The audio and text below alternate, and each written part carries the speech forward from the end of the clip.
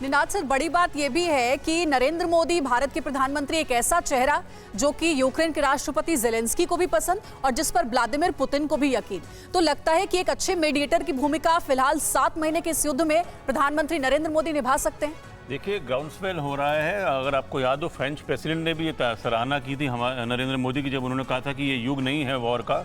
और अमेरिका के जो फॉरेन मिनिस्टर हैं ब्लिंकन, उन्होंने भी कहा था कि ये सराहनीय और प्रोत्साहन देने वाली बात है।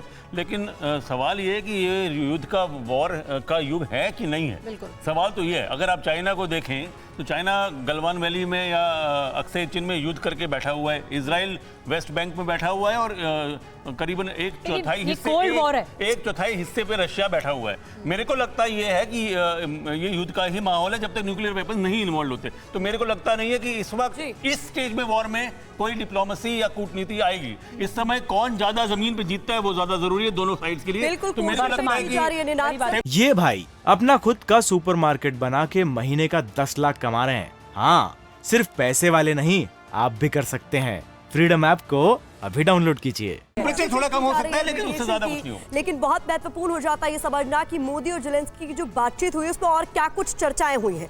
चर्चा परमाणु प्लांट की भी हुई है, ये इस वक्त की बड़ी खबर है। पीएम मोदी ने यूक्रेन के परमाणु संयंत्रों की चिंता जताई है। भारत यूक्रेन समेत सभी परमाणु संयंत्रों की सुरक्षा को महत्व देता है, ये बातचीत में कहा गया है। परमाणु प्लांट पर खतरे से विनाशकारी परिणाम होंगे, ये प्रधानमंत्री मोदी ने चेताया है। सार्वजनिक स्वास्थ्य और पर्यावरण पर खतरनाक असर इसका पड़ सकता है।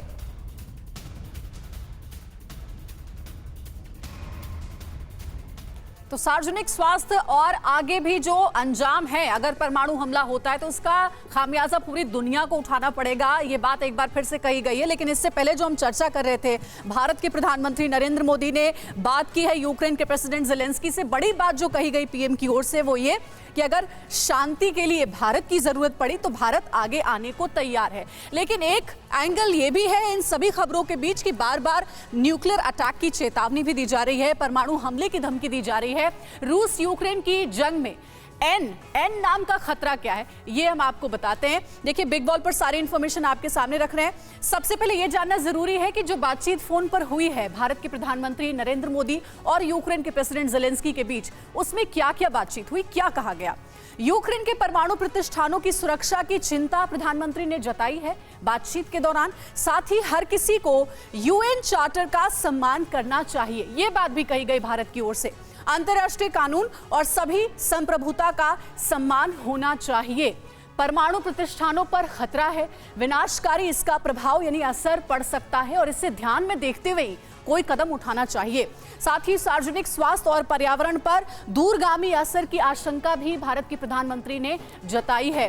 तो इस तरीके के हालात हैं, जाहिर बात है जिस तरीके से चेतावनी बार बार दी जा रही है, इससे अंजाम बहुत ज्यादा गंभीर हो सकते हैं। ये भाई अपना खुद का सुपरमार्केट बना के महीने का 10 लाख कमा रहे हैं। हाँ, सिर्फ पैसे वाले नहीं, आप भी कर सकते हैं। फ्रीडम ऐप को अभी डाउनलोड कीजिए।